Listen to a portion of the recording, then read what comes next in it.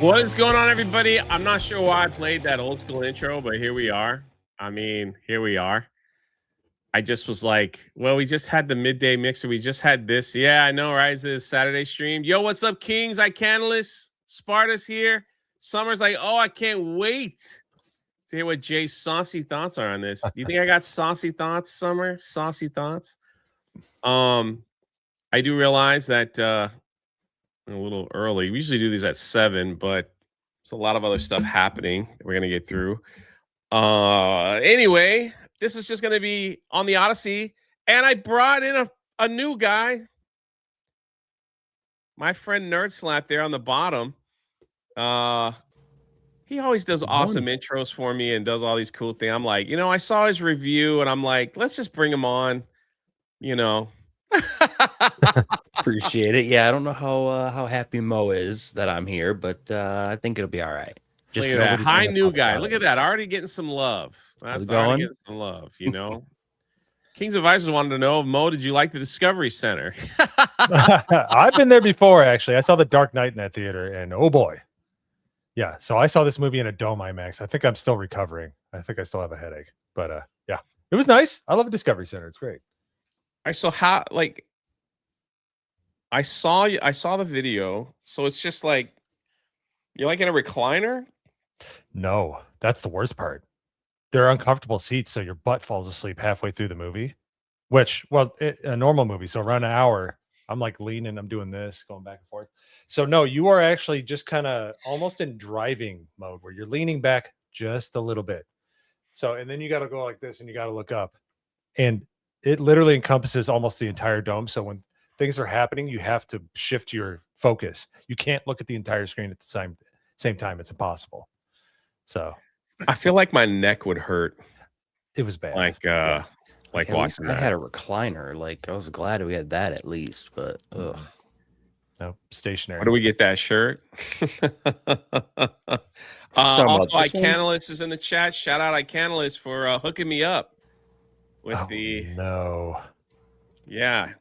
Oh. He's like, Jay, I sent you something. I was like, thank you. And then I noticed I was drinking it today on another show, and they're like, you shouldn't do that. Don't put this anywhere near your mouth. I was like, or at least do it this way. I was like, okay, fair point. Fair point.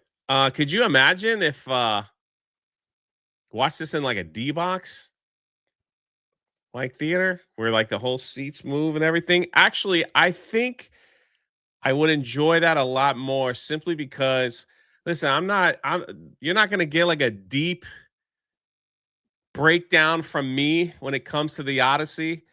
I just was bored, and my whole Odyssey was trying to keep myself awake for 3 hours. And see, here's the other thing too.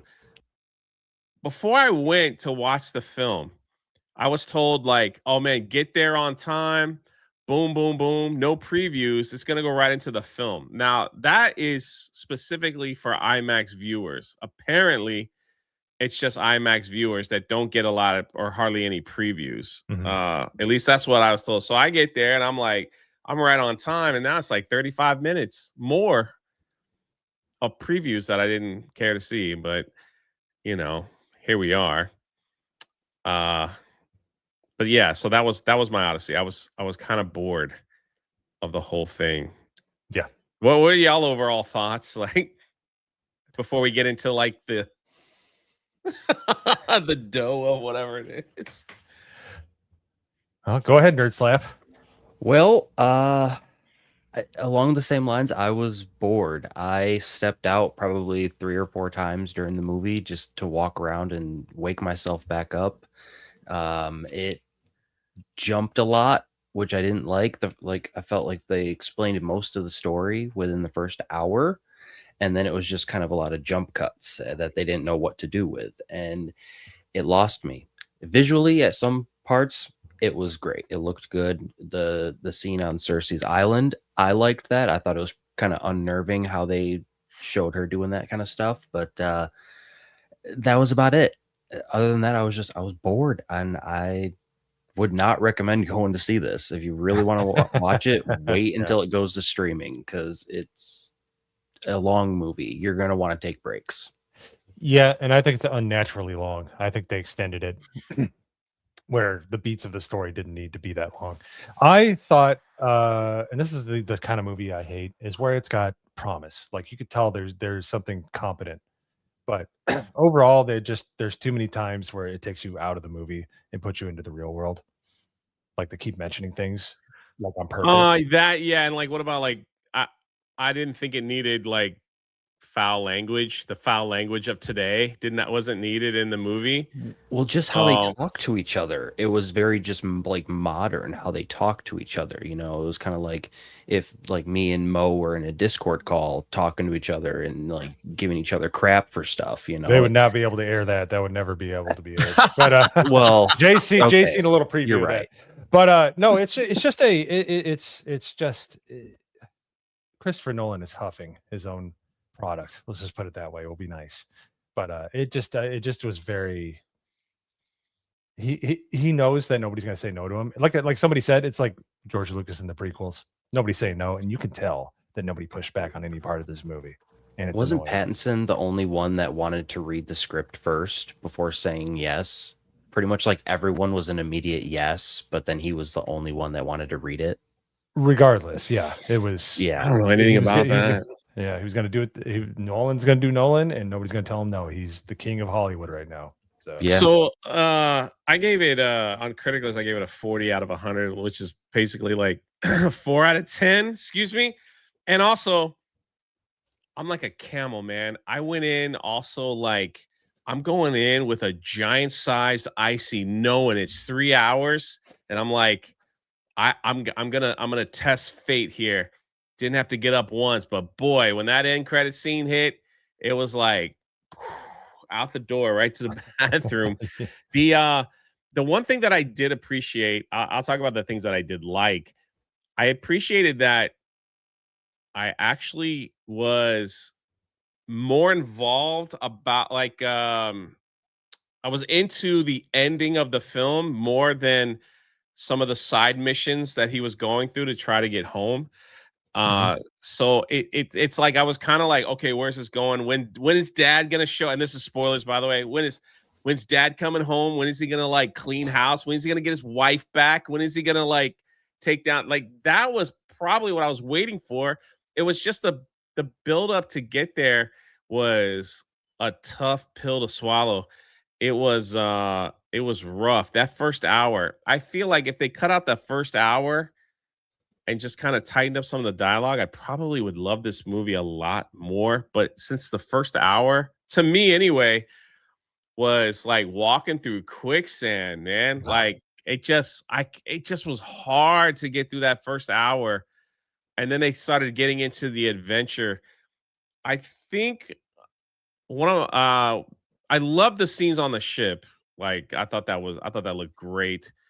Whatever they were doing on the ship, the ship and everything looked good. But the Trojan horse scenes were my favorite. I love that, seeing all the men crammed into the horse, and it was like, yeah, people were dying in that horse, and like they were trying to keep them alive for a few days. I thought that stuff was pretty cool. And then how they got out and opened up the gate for everyone to come in. So it was so I enjoyed that. I liked some of the other, like the Cyclops wasn't terrible, but it was some of it was kind of funny. I hated the scene where the witch turned them into the pigs. I don't oh, know why. I just was like I could have done without that whole scene. They could have just ended up on the island, and she could have been like, "Hey, go drink some blood and bring the dead back." Oh, shout out Wicked! I see her in the chat. And um, the scene with the whirlpool, I thought was pretty decent. There are a lot of great things in this movie that you could take apart and watch as a clip. And as long as you didn't have the rest of the story to ruin it, it would be really cool. These make great TikTok, YouTube clips, some of these scenes. The problem is the first 5 minutes of the movie, to bring it back to the beginning, are annoying as all hell. Excuse my French. First, we start off with Travis Scott banging a stick, which after he did that, I wanted to take that stick and anyways. It was very annoying. His city accent where he sounds like a rapper. He's not trying to put any inflection on his voice. Yeah, the first 15 minutes were brutal. You had Travis Scott doing the poem, and then you had Elliot Page doing her thing, doing whatever Elliot is doing.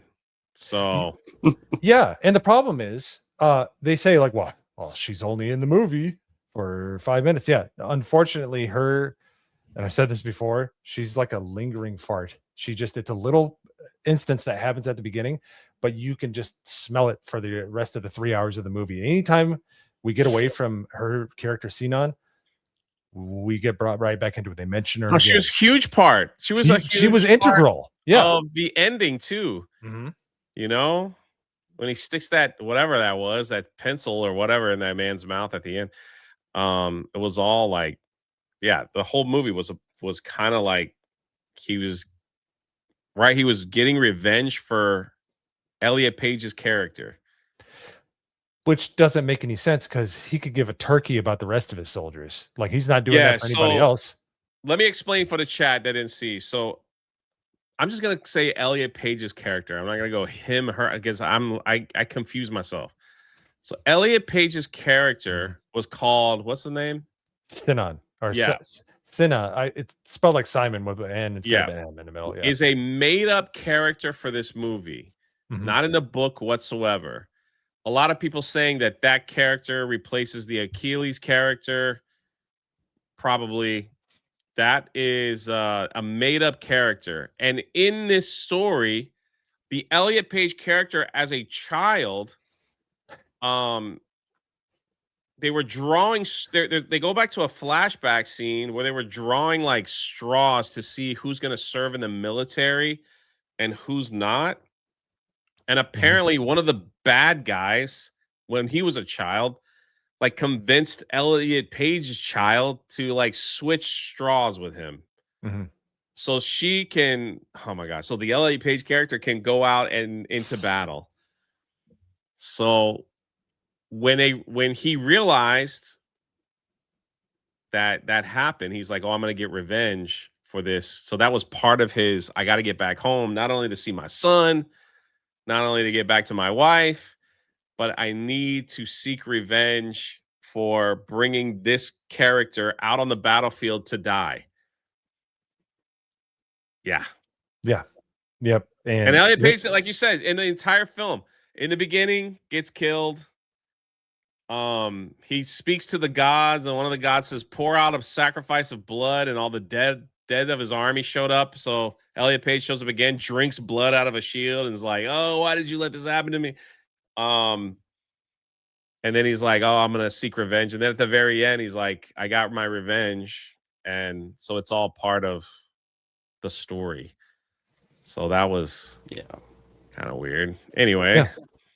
Well, the problem that I had, and I'll let Nerd Slap talk, the problem I had with the action scenes that were actually kind of cool was the sound mixing was horrendous.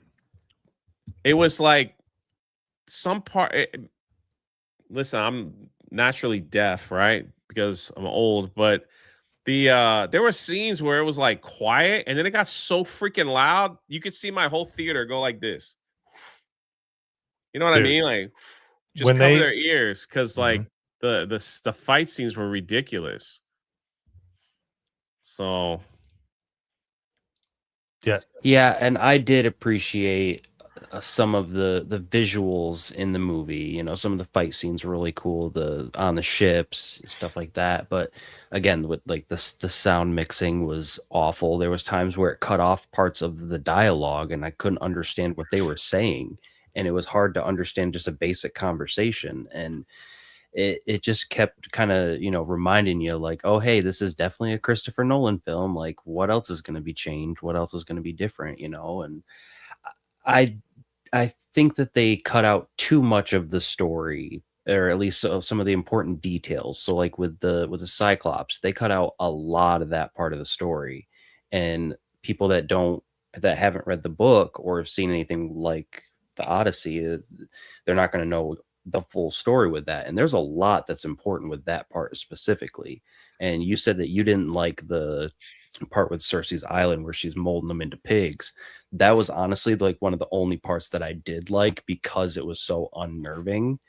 And but that's just my taste personally. But Oh no, it it's like a was, lot of people like that part. Even on Daily today, yeah, they're like, Jay, why did you not like? I don't know. I just felt I can see why you don't it was like just it. It weird. is unnerving and weird, and they could have done without that scene, but it was just very hard to stay like focused on what was going on. See, And like the ending was decent. You know, I did enjoy the ending. So the problem with Cersei's is not the part, not the witch not when they're walking up the walkway and they see all the animals, which you're like, okay, what's going on? And then not when they're engorging themselves to a point that's disgusting, but turning into pig. It's the why do we care about Cersei's? We don't care, but we get a diatribe. And this happens throughout the movie. This feminist dreck that just it gets puked upon you the entire movie. Like, this is the problem with the movie. It knows it can be good, but it chooses not to be, to send a message. And it sends that message. It literally pulls the handbrake and says, hold on.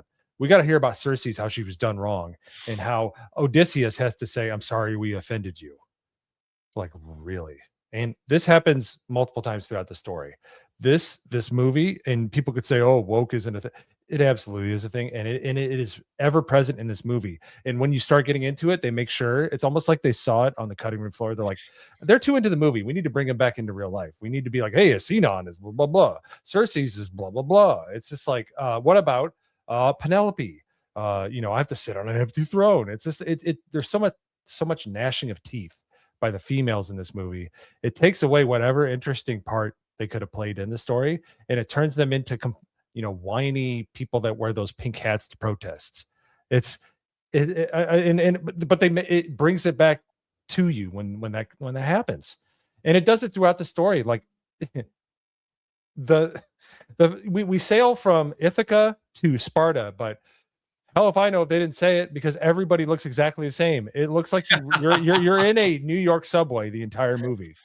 Everybody, there's black women and Asian men. It's like, Did you like the scene where the Indian guy was like, "Hey, we're Greek"? Jeez. okay, so, dude, when he said that, I watched this movie with Blaine, and I looked over at him. I'm like, we both like rolled our eyes and shook our head. It was horrible. And that guy, by the way, take all of the current day references and all of the wokeness that's in this movie. Amish Patel, the Indian guy, cannot act, and is even more apparent when he's trying to act next to Matt Damon. He's an amateur at best compared to the rest of the people in this movie. You get people like Anne Hathaway and Tom Holland and Matt Damon, and then Hamish Patel, who has way too many lines in this movie, is horrible. He delivers them horribly. The way he conducts himself and holds himself is horrible. It's like watching a high school play with him when he's on screen. He's horrible. He is absolutely in this movie as a diversity hire because he cannot act. And if you just take all the rest of the stuff out of the movie, he is a sore on the movie. He is really bad. I thought John Bernthal. He just played himself in this film. Yeah, no, he was playing his Shane character from The Walking Dead. That's exactly what he was doing. He was just acting like Shane. John Bernthal is John Bernthal. Yeah, he's like the Rock. I will say though, I'm glad that the dog at least got to see Odysseus one last time before the dog died. So justice for the dog at least. God, but the first hour you had, like you said, we had Travis Scott, we had Paige, and we also had John Leguizamo like killing a dog. Oh, dude, throwing Like puppies. random. Throwing puppies off a cliff. Like, what are we doing? He's reenacting the penguin level in Super Mario 64. He was just going bloop, just dropping him right off the end. It was I know, like there was like no rhyme or reason for that. It was just, yeah, we don't want this puppy. Let me just chuck him over the edge for no apparent reason. I can't list for 500 kicks on Kicks. To be fair, that cup wasn't all I sent you. That was just, I know, man. I'm gonna show it all off soon. So I would have shown it all. Now I don't know how y'all's theater was, but mine was mine like was kind of laughing a little more than they probably should at certain scenes, especially like when the F word was used, when Paige was on the screen, maybe in some of the serious moments they thought, but it, I don't know. Like, Well, there was a few times where like Matt Damon would get done talking, and it was me. I was doing the whole Matt Damon from Team America, and everyone just starts laughing, and I'm like, all right, so we got a good theater. All right, cool. And everyone that's what I'm just saying. Like, laughing here and did there. most of the actors just play themselves and not the characters that were, that were given? That's the thing. So, what's up, X-Wing? What up? Thank you for having me. Interesting. I mentioned the other day. You might have forgot. No, I remember. I thought it was a 1 though. I don't know why. Yeah, I thought it was a 1. It's okay. But dude, the Odyssey, huh? I actually I saw like when you and Beardo was talking about it, I actually agreed with you that I went in like knowing that the side missions were probably might be what I was looking forward to the most, but actually about hour 2.5, I'm like, all right, I want to know what happens at the very end. Like, yeah, that kind of like was the only thing keeping me going in this film, because like they didn't make the side quests all that, like they weren't all that super like, all right, hold on, like this scene right here was just so underwhelming. It's like they just showed up and there was like a little kid screaming. Then all of a sudden the giants just come out and they just like, all right, run back to the ship. Yeah. And this is where he watches like more than. So in this scene, they show they're going from island to island to find water and food to try to get home. Now, people from all the other armies ended up getting home quicker. Like pretty easy too. Yeah. Like, I don't know why that was. Like everybody, John Berthold, like all of them made it home without a problem. But except for, the star of the show here, he decided to go like, hey, let's just resort hop here. Let's go to island and see the world on our way home. They end up on this island and they're just walking around, and all of a sudden this little kid screams and they chase them. And then these giants, these things, they were dressed kind of funny. They didn't really say anything. They just showed up and just started killing everybody. Here's where he lost like 70% of his crew, because they all get on the boats, and his boat, of course, is the fastest, and they're just pedaling away, and the other boats just get wrecked by the giants. And this was my problem with the entire too. Yeah, like that part, like because there was a part where the guy ran up to the trees and they're only maybe a few inches thick. It's like, just push them out of your way and run through. Like, what are you doing? Like, yeah, when the woods created the prison, the wooden jail cell. Yeah, that was kind of cool. But the problem with every fight in the story in a fantasy that occurs in a fantasy fashion, it's like you're playing Elden Ring, but you haven't powered up yet.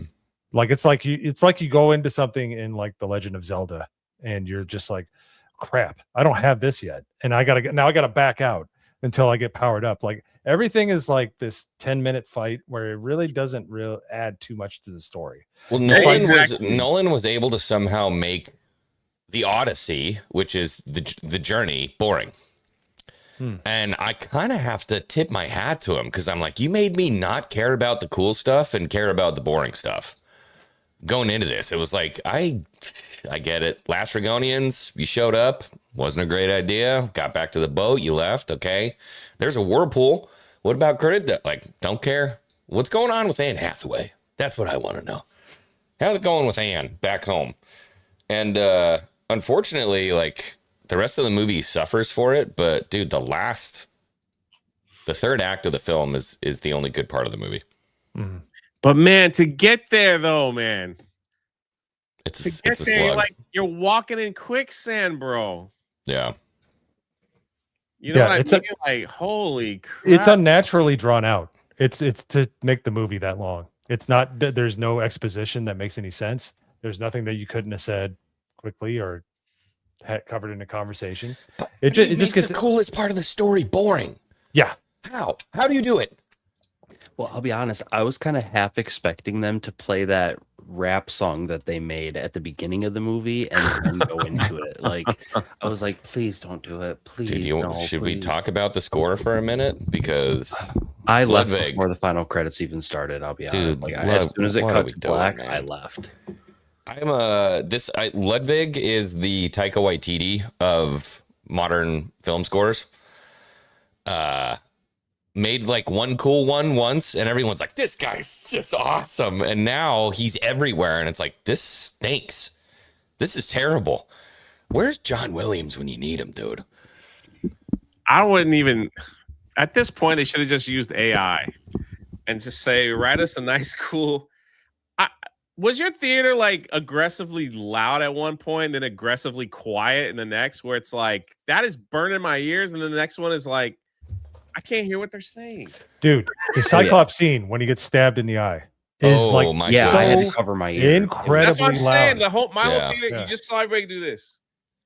That's classic Nolan. Like, unfortunately, that happens with a bunch of his movies. Happened with Interstellar too. Like, the sound mixing is so bad, and it's played so loud in the theaters. I almost lost an eardrum. So to go back to the I hate score, it. yeah. It takes away from it. Yeah, I go back to the score. The score doesn't work over the entire movie for the most part, but when there's like romantic or intense like personal scenes, you can have those plinking instruments and have it be like you're on the islands and in in Greece and stuff like that. That works. When you're in battle and you're like playing those same instruments, that is off-putting. It's really weird to be like they're fighting and they're stabbing, and then they're the bows and arrows, and all you're hearing is plink, plink, plink, plink, plink, plink. It's just like it's so pompous and stupid, that score. Like there's ways it could have worked. It should have been much better in the fight scenes. It should have classic went Ludwig. yeah. It was very annoying, and it took you out of the movie. So yeah, after the first hour, it sets the scene for his son, and there's like 12 or 15 suitors that are trying to marry the queen because they think that Osidius is dead, right? He died in Troy. He's not coming back. It's been like 8. Did I say his name right? It's been like I can't pronounce these names. It's been like 8 years. So you got Tom Holland, who's the son, who's just wants to be, he wants to be the guy. He wants to be the guy, the best swordsman and all that. He's not. He gets pushed around. He's kind of a little crybaby, but not so much. Like he's got a lot of heart.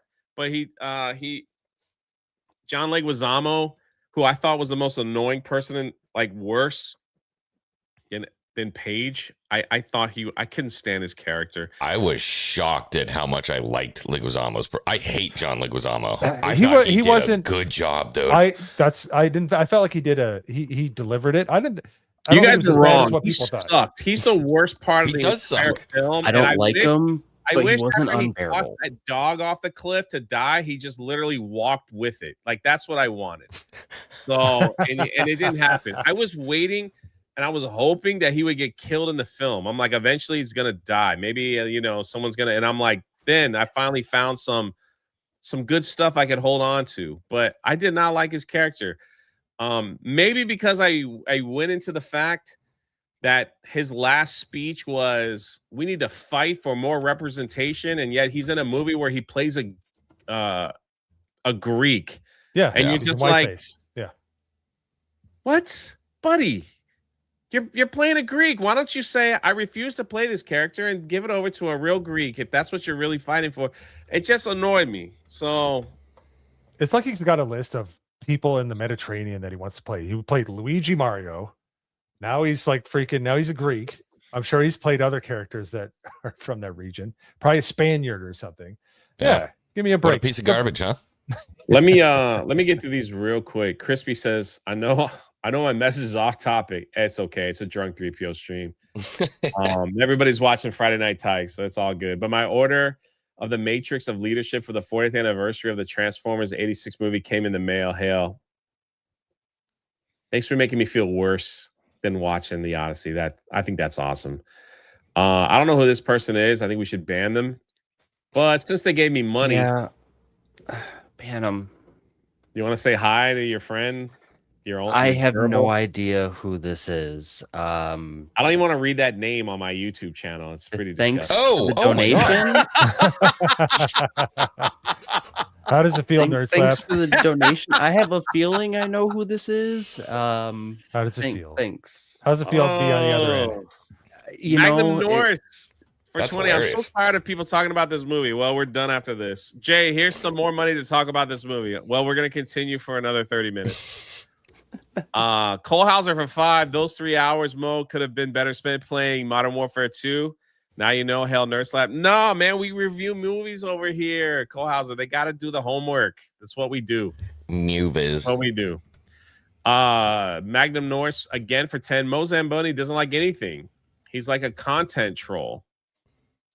I can agree with that. I don't know who this man's talking about, but all right. I was kind of thinking you were going to come out of this like, you know what? I didn't hate it. And then I'm watching and I'm like, oh, he hates it a lot. Well, it didn't help that I have an old car that ran. The air conditioning stopped when it was 100 degrees out.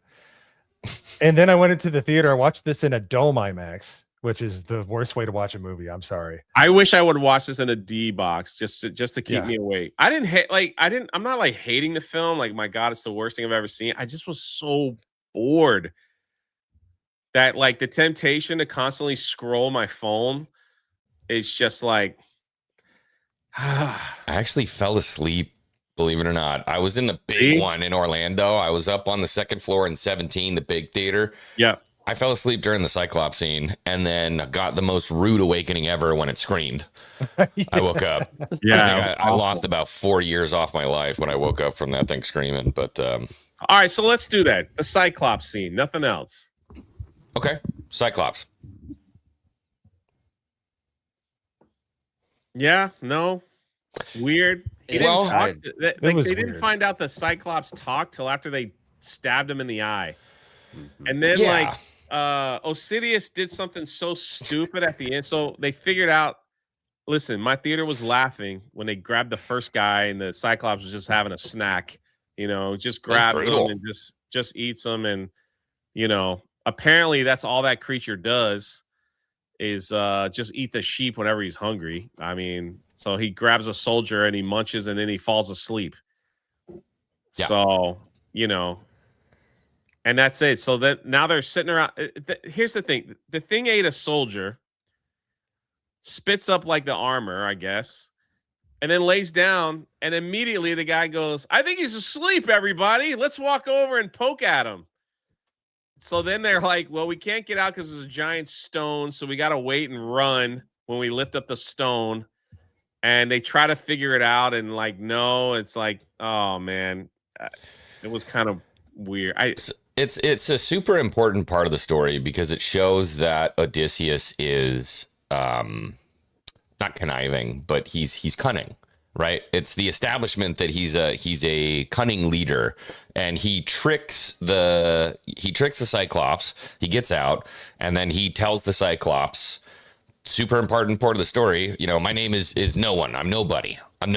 And so when the other Cyclops show up and want to kill him, they're like, who did this to you? Who did this to you?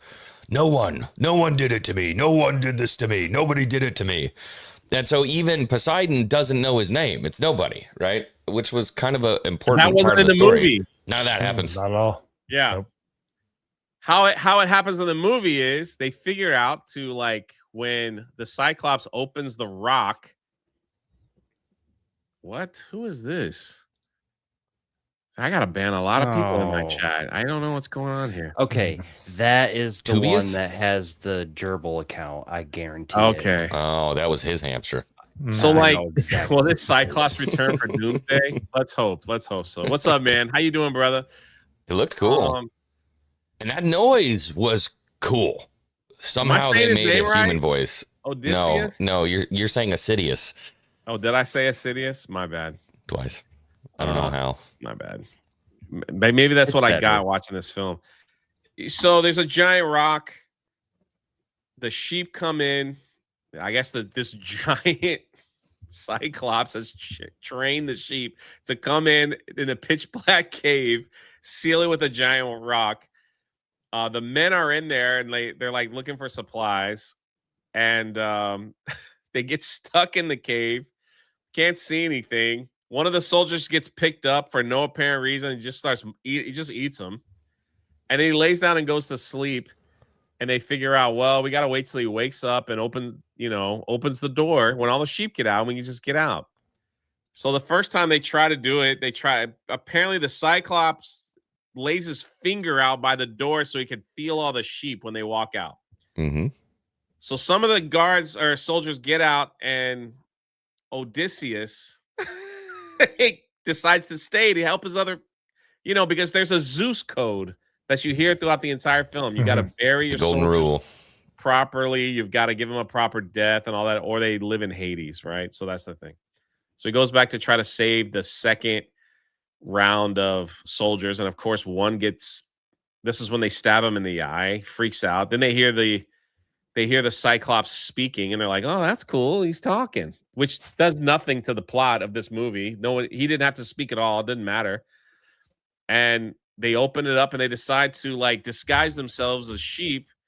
So when he opens up the rock, they can all go out. So they all escape fine. So Odysseus decides to turn around and look at the Cyclops and shoot him with an arrow for no reason, for nothing. There's no purpose for him to do That was this. so stupid. That was he They're all got mad free. because he They're saw the walking armor. to the ship. They got sheep. They got food. They got everything. The Cyclops is in his cave, and he decides, oh, look, let me do one last thing. Shoot this thing with an arrow so he gets mad. Well, he gets mad, and then it starts chasing them, and he chases them all the way in the water, and some of the guys that didn't swim really well, like they got eaten by the Cyclops, and they just swim away. That's it. The side mission is done. There you go. That's step 1 of 6. Yeah. They only showed 3 in this one, though, right? 4. So there's the Sun God's Island. Well, technically 5. There's the Sun God's Island, the Lotus Eaters, Circe, the Cyclops, and the Lastrygonians. 6, because there's also Charybdis. Maybe I did fall asleep. I don't know. Yeah, so, I mean, they do the whole thing. It's just not very interesting. Yeah, and like I said, like when they're on the island, what's her name? Circe. Her who's supposed to be diatribe. mega hot, by the way. Yeah. Hubba. Yikes. Yeah. Okay. The siren. Dude, 7. that was annoying. That was annoying. Technically 7. Talk about a missed opportunity on that one. Oh, dude. Matt Damon, Assidious, whatever. How do He you goes, do hey guys, I want to hear the siren sing. So tie me up on the boat. And they're like, are you sure? He goes, yeah, I'll be the first one to live after hearing the siren sing. It'll be cool. Are you sure? They tie him up to the boat, which makes no sense whatsoever. Everybody else puts hot wax in their ears so they can't hear him sing, except for one Asian guy who's like, I want to hear him sing. And he just rips out the wax and hears him sings and just jumps in the water and swims after him. You don't know what happens to him. Apparently they eat him, I guess, right? And then nothing, you don't see it. Matt Damon's just screaming and crying like a little baby through the whole thing, and then it's done. That is one of the closest adaptations from the book. Yeah, but even on the Pretty dome much. screen, you could barely see I could see the seals more than I could see the sirens. Yeah. Yeah, you don't like, even you get only to see them see for like them. a Wait, Right. they were fraction of a there? second. I didn't see them. They yeah. were right behind Like, the seals. very They're- brief. Exactly. X-Wing didn't even see them. Yeah, I didn't further see. I thought it was just rocks. Nope. There were seals, and then there was like a vague female form because we can't have them be attractive. We can't have them be anything other than these wronged people. which is how they portray all the women in this story, which is one of the most aggravating parts of the story. Hearing Penelope gnash her teeth, hearing Cersei talk about how this and that. Who cares? Like, this is we didn't need a soliloquy from Cersei's. Like, who cares? I don't care what you did with your life. I don't care if you turned your sister into a crow. Like, it's not interesting. Yeah. And it's just like, she's evil, but somehow she's wronged. And, oh, I'm sorry I offended you, says Odysseus. Any thoughts on Calypso, who kept feeding the man mind-numbing fruit for 7 years because she fell in love The with lotus. the lotus fruit? She should have been cast as Cersei, in my opinion. Agree. But, Agree. Hardcore. Oh, she was beautiful. That's for sure. And Cersei should have been cast into the ocean. So Cersei should have been her. Calypso should have been Zendaya, and then Athena should have never been in it. Yeah, I still don't really understand why Zendaya was even in the movie. Like, Yeah, so that was 5 my minutes. question. I agree with you. I was like, I feel like they casted the cast from Spider-Man to be in this film to promote Spider-Man because Zendaya is Athena, And Tom Holland. apparently, but Not really. Athena, it was more like a vision that he had that reminded him of the brutality taking over Troy, because Athena, they do a flashback where Athena transforms into like a child, I guess, or a teenager, and she's screaming for whoever, and then the soldiers just cut her head off. So she was a priestess at Athena's temple, and Odysseus's guilt manifests itself as that priestess in the movie, which is so stupid. I'm sorry. Yeah, compared I was to what so the rest thrown of off by the original- that. Because it was the only part you're like, okay, they have gods here, cool. Because nope. He's just She was what did she have? Maybe 10 minutes of screen time, 5 minutes. Not even. Athena in total, maybe maybe 5. But she showed up ever present throughout the movie. Yes. Just the weirdest thing for me was at the very end when Matt Damon, freaking can't say his character name, Matt was talking with his wife as the beggar, and we have to explain that so people know what we're going on. And Athena shows up, and they look at each other, and they do the freaking Rey Skywalker, Kylo Ren hand touch for no reason. I don't even know why they did that. They went and touched hands, and then she disappears, and then he's like, all right, I'm about to take over I'm going to get my kingdom back and my wife back and all that stuff back. So what happens is, throughout these journeys, Matt Damon loses his entire army, like little by little. Every little side quest they do, they go to one island. Oh yeah, and they're not supposed to eat the cows, and they get hungry enough, and his whole crew. That's how they got rid of the rest of the crew. They ate all the cows, and the god killed them. And we didn't even get the joy of watching Hamish Patel's character get destroyed. They exploded away. Yeah, we just kind of assumed that he went away. He was the most annoying character in the entire movie. He was second in command, always questioned the captain, which I'm like thinking terrible casting choice. Yeah, no, he's horrible, and he couldn't act either. And the fact that he said we're Greeks from Ithaca, I was just like, yeah, that was funny. I literally went like this at the screen. I was like, get out of here. Are you though? Are you? We had laughter. So now the crew he has no army, so he makes it back home, and he disguises himself as a beggar to kind of scope everything out and see what's going on. He saves his son from Athena's temple, correct? Because he goes there to like plead to the gods for, I don't know, man. Was it Athena's temple? And this is the problem with the movie. It was a god temple, whatever. It was a temple of Athena. All the people in all the places in all of this world are, like I said, it looks like a New York subway. You got people of all kinds of races and creeds and stuff like that. And we're supposed to believe that it's incredibly hard to sail in between these places. But yet we have black men, we have Asian women, we have white, we have like all insinuating that people know how to get around, so the fact that they have so much trouble on a boat and you have people from all over the world in these places. It's so stupid. Yeah, sorry. That's what it looks like. They're just waiting around looking all diverse and crap. And it annoys me. Because I hope people that watch it enjoy it, because 3 hours is a long time of your life. Canalist, another 500 on Kick says, what did you think of Matt Damon's portrayal of Insidious? I see what you did there. Matt Damon. I see what you did there. I'm crapping on it a lot. It's not as, I will give it credit where credit's due. It's not as bad as I thought it was going to be at all. John Leguizamo. He was in it. So he disguised himself as a bum. He makes his way in. He's setting up and seizing the moment. He finally reveals himself to his wife, and she's like, okay, we're gonna do one last thing. If anyone can, what do you call that with the bow? String. Yeah, well, if you can string this special bow and shoot this arrow, I will be your wife and you will be the king of this. So she goes, but here's the rules. Everyone's got to come in here with no armor and string this bow. It's like they set it up perfectly for him to kill everyone. So, well, and here's something that didn't make sense to me. So you supposedly still love your husband after like 7 years of him being gone or whatever. You don't recognize his voice.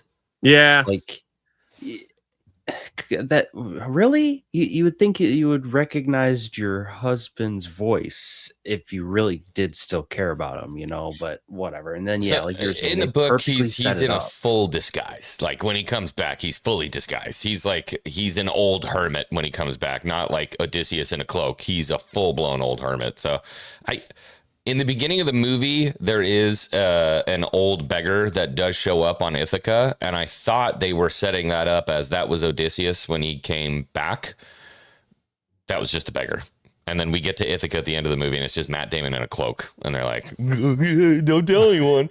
And then they go to wash his feet, and the servant sees it's Odysseus, and he's like, right in front of his wife too, and she just doesn't see anything. Like, what? are we not going to talk about that? Oh, it's 20 years. I got it wrong. He was with Calypso that for time. 8 years, right? And then He was with Calypso for 7, and then the rest of it was another. It was 10 years, so it was like 17. Man, I was bored. Sorry, I didn't keep up. Okay, then that does make sense why maybe she didn't recognize his voice. Then I still think that the Trojan campaign was 10 years by itself. But yeah, I don't know. Yeah, it's a hard sell. It really is with the rest of the movie. There's grandparents I lost a long time ago. I would recognize their voice if they started talking, and they're way less important than a wife. Or I'm a queen and that's my king, and I spent a ton of time with him. It wasn't like she was watching TV the entire time. Wasn't much to do back then except for hang out. Well, it's also like just the way he was talking to her too. Like it was just that kind of seems like she would pick up on that and be like, "Wait a minute, like."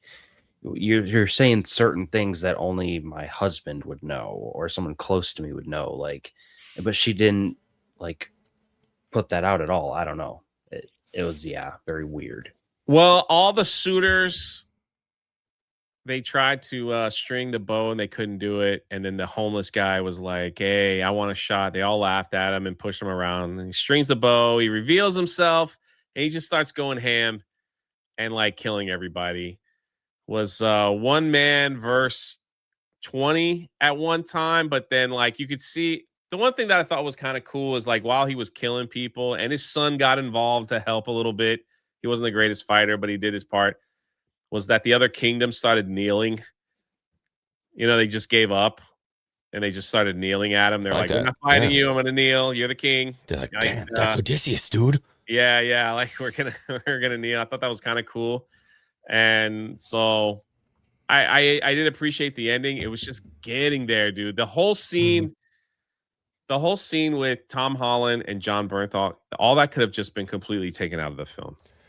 It just didn't need to be there. I just thought it was just dumb. Menelaus was tough. That was a tough watch. Helen of Troy has a twin sister? Yeah. Okay. Who murdered the other king? Who murdered the other Agamemnon? Like, because he sacrificed their daughter. They didn't show the daughter being sacrificed. They just showed him carrying the daughter. Yeah. to be sacrificed. So yeah, he Helen probably does did. have a twin brother, if I'm not mistaken. Helen does have a twin brother, and Agamemnon's wife does murder Agamemnon, but it's not Helen 2.0. Yeah, and the one with John Bernthal, like her face, they like scarred up all her face Yeah, that was supposed to be Helen of Troy. to like he goes, make "Huh." fun of it, I guess. Yeah, So- Yeah, sail he 500 said ships. He said 500. I'm like, oh, dude, what are we Dude, doing? it was so self-referential. I'm like, who would know that the face sailed 1,000 ships? Why would that be a term you? It was, and she is insufferable. Lupita Nyong'o's character just talking back and warning and it like takes you because that's all this modern day isms that they put in this movie that when you're into the movie and you forget about it for a little while because you inevitably do. The action happens when they're in the sea and Zeus is angry and Poseidon's trying to destroy them. Or not Zeus is angry, but Poseidon's trying to destroy them. It's interesting. So you forget about it. But then they're like, hey, remember this? Remember Helen of Troy? Remember how she was wronged? And it's like they cannot help themselves by putting agendas in here. And it's annoying because there's a really good movie underneath all of this, but Christopher Nolan just couldn't help himself. It's because the Odyssey is like one of the greatest stories ever told. That's why that's why everyone's like, it's a great story. It's just not done well. You're like, yeah, well, that was Homer. Yeah, that's why this is under a microscope more than other films, because this story's been around a long time. Name something that you like, Mo. Magnum. A much better movie in this realm, Clash of the Titans, 1981. Thank you very much. Masters of the Universe. He likes avocados. You be quiet. You're lucky. I could have just said I don't know where he is, and you wouldn't have been on the stream. You. I like so far. He-Man's my favorite movie of the year. And Michael's up there too. I love Michael. Ivan for 20 woke up super early for the Odyssey. Watched before work. The best part about the movie were the 2 hot dogs and drinks for breakfast. Nice. Yeah. Okay. Yeah, right. Fair. Not a bad way to start the day. Not a bad way, but yeah, I hear you. Jane Theory, what's up, Jane? They didn't need the false diversity in the Mediterranean of all places. Memnon, did I say that right? Yeah. Agamemnon. King of who? Ethiopia? Ethiopia. Yeah. Yeah. I just got to make sure. Was there. They could have just added him. And I see people talking about diversity. They conquered lands. It doesn't mean everybody lived in the same place evenly. Like it's not believable to me. That's the thing, dude. When everything is diverse, nothing is. Yeah. Like seriously, if you didn't tell me that they went to Sparta, I thought they were still in Ithaca when they ran into John Bernthal. They had to input, and they're like, "Well, the king loves to see strangers." I'm like, "How can you tell they're strangers? Because everybody looks different on this island. Nobody's strange because there's nobody there."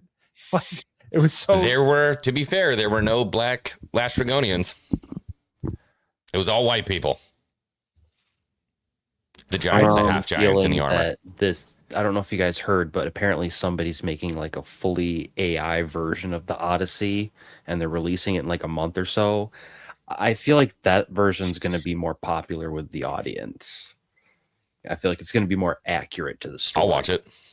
Yeah, I mean, I'll watch it. I mean, it can't be worse than what we just watched. I gotta tell you, man, like, I don't care. I had to read this book. I was forced to read it in school. I've seen like my favorite Odyssey adaptation is "Oh Brother, Where Art Thou?" I thought that was fantastic. Agreed. You can watch that version if you want. 3 hours. This was a tough movie for me to get through. It was tough. I didn't even like look at. This is just me personally. I didn't even look at like, oh, there's too many black people or white people or I didn't even care about that. I just wanted to get through this film because that first hour, I have to keep repeating myself, it was awful. Like it just was so like, thank God I had like a big tub of popcorn to flick, to keep myself occupied because were you throwing it as a little kid? There were no little kids in my theater to watch this film, thank God.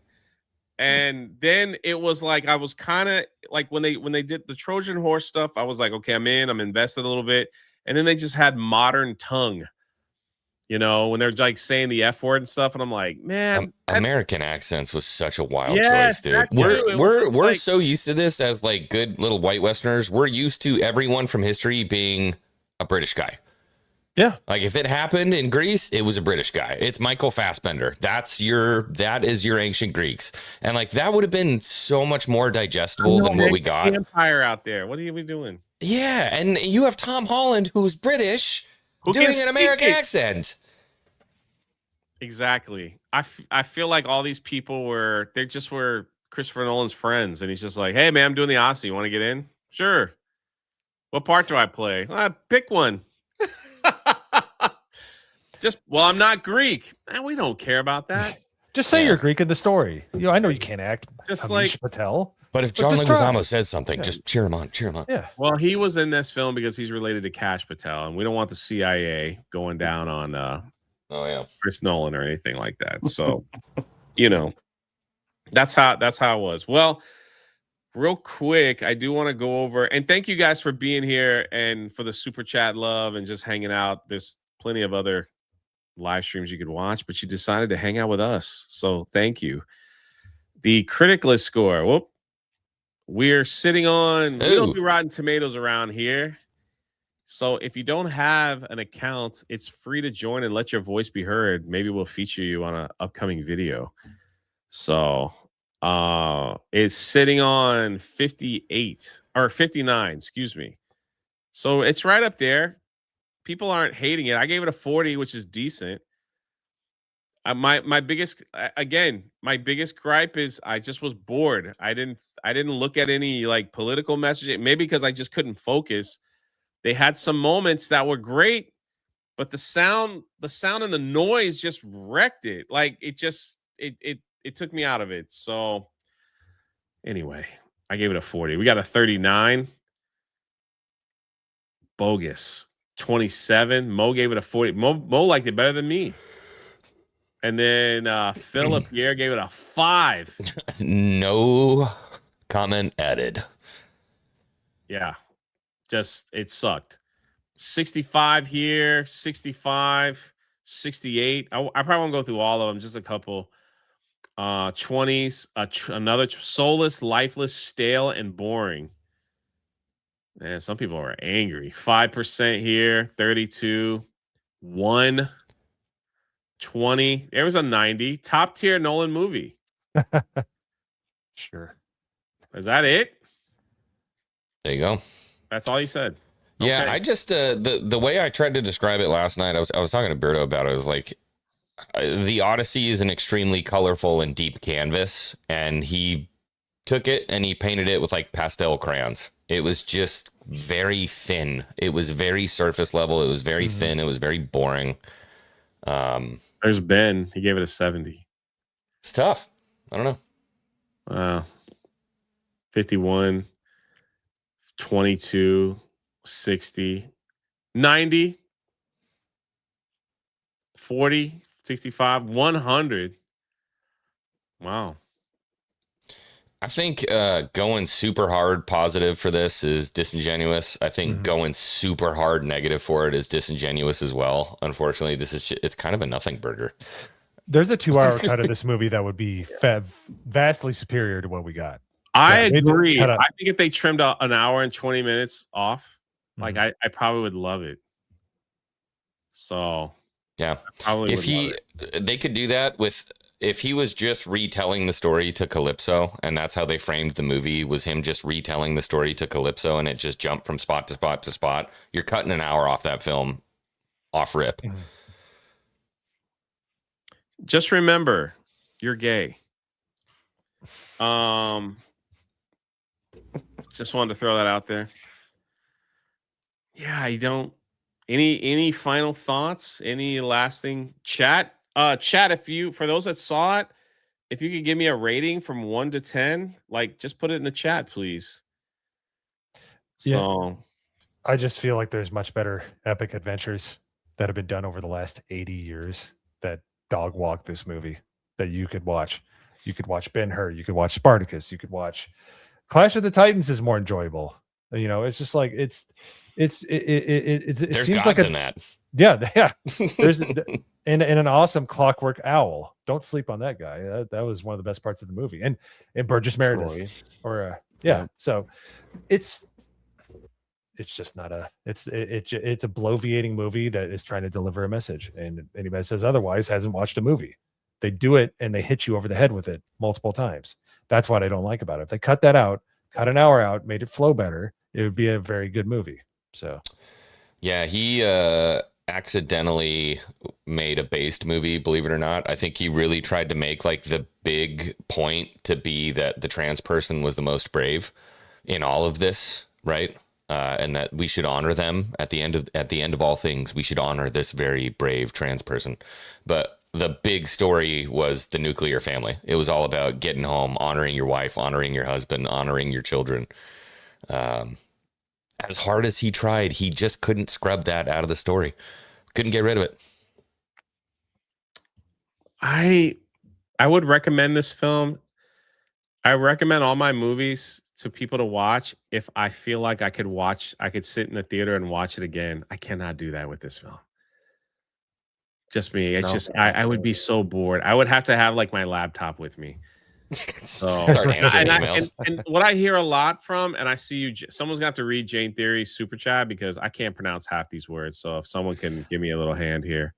all right, go ahead there, X-Wing. I don't know why I was going to do that. I apologize. Agamemnon and Memnon were different. One Greek and the other Ethiopian. How they are referred to the people south of Egypt. IJS. I don't know what IJS is. I'm just saying they had legitimate diversity, but chose to make it silly for no reason. Yeah. I can't even watch the trailer again. That bad, huh? I think I'll watch it when it releases at home. 3PO Jeremy. Yes, I am. I can't recommend going to the theater for this one. I would say just wait until it's on streaming because then you can pause it and take breaks. I didn't miss anything when I walked out those few times. So. Fast forward through Cersei's because that's a stupid monologue. Penelope 100%. towards the end is a stupid monologue. There's a lot of places where it's just like. I get what they were trying to do with Cersei. I mean, they're talking about like the human nature, right? That was the exposition, was human nature. But did Odysseus have to say, "I'm sorry, I offended you," because that made me ill? No. Hearing that line, no. The thing is, like, I hear a lot of talk that Christopher Nolan is not my favorite director, and I know he's made a lot of great movies that people absolutely love. It's just not my style. You know, I'm not a critic or anything. It's just you like what you like, right? Yeah. I'm more of a James Cameron kind of guy. Okay. So, and there's nothing wrong with that, but it's like people keep telling me when it comes to Christopher Nolan, you gotta watch the movie twice in the theater and then you'll feel better about it. I'm like, well, I don't want to do that. Yeah, it's a long time, man. You're talking 3.5, close to 4 hours with previews, man. No way. The only way I'm doing that is if it's Avatar. Sorry, not sorry. Yeah. Or if I'm watching T1 and T2 back to back, then maybe I can. And I had an hour drive up there too, so this was truly an odyssey for me, dude. I had an hour drive up, and then you got all the previews, and then 3 hours of movie and an hour drive. It's back. Before we close, so far in 2026, and you might have only watched 1 or 2 movies. X-Wing, what has been your top movie? We'll go around the room. What's been your top movie this year? The Rocketeer. That came out in 2026. I think the only other one I've gone to the theater for was He-Man. And that's it, baby. He-Man. Let's go. I would say Obsession is probably my pick, but for a good theater experience, it's He-Man for sure. Nerd Slap. What about you, buddy? Well, honestly, Project Hail Mary. Great film. Like, that's my top movie. I mean, obviously, my next choice would be He-Man, but I got to go with Project Hail Mary because I watched that one like 4 or 5 times back to back within the span of like a month. So, ooh, yeah, nice. Project Hail Mary. It was a return to sci-fi goodness, where there was some. I know it's not the heaviest compared to the book, the science in that movie, but I loved it because it's proof that you could do something like Star Trek.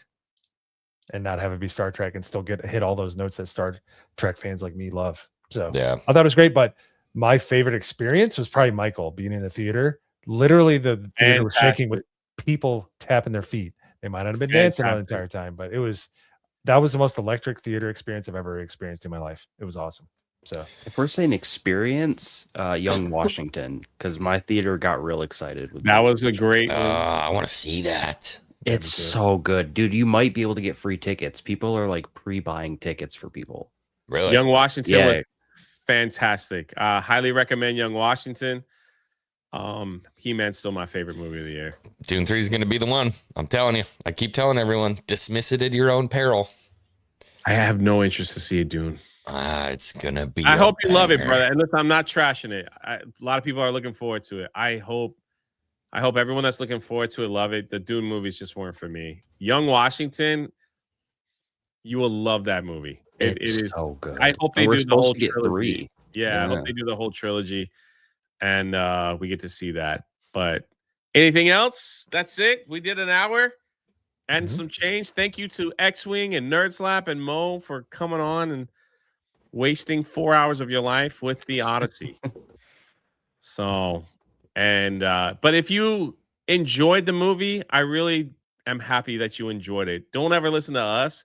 I would never tell you what not to enjoy and what not to spend your money on. That's ridiculous. You earn that money, go spend it, and man, have fun and enjoy what you enjoy.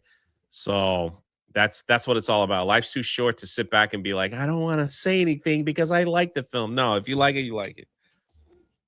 I liked He-Man, and that movie bombed bigger than Hiroshima. Did it bomb? You did. It did. Unfortunately, it was good though. I loved it though. The biggest bomb ever. Fun. They probably lost like 200 million, but whatever. Oh. Let's go, Dune. Jane Theory's looking forward to Dune. Let's go see it. I think for those that that want to see it. Dear listener, I hope you guys really love it. I probably will see it just to do a review because I watched the other two, but man, you're gonna love it. If I gotta hear that again, man, I'm done. It's in there. All it is people like walking in the sand singing that tune with worms. That's all it is. Hey, don't forget Zendaya. And Zendaya. And guess who's back? Robert Pattinson. And Zendaya will return in Dune 3. Zendaya is in like all the top movies this year. She's in everything. I've got Zendaya fatigue. You know, like good for her, good for her. Well, at least she's not coming out like making statements, right? Yeah, she's been quiet. Can we agree on that one? Yeah. She's not Pedro Pascal or anything like that? Yeah. She's just getting that money. Yeah, she's not coming out making statements that we're here for girl power. If she has, I haven't seen it. Anyway, I'm hitting the red button. Okay. God bless you guys. We'll see you right here on this channel for the Monday Hangover as we go. We're going to be watching Jurassic Park. Yes. So Monday, 6 p.m. in honor of Sam Neill, Jurassic Park this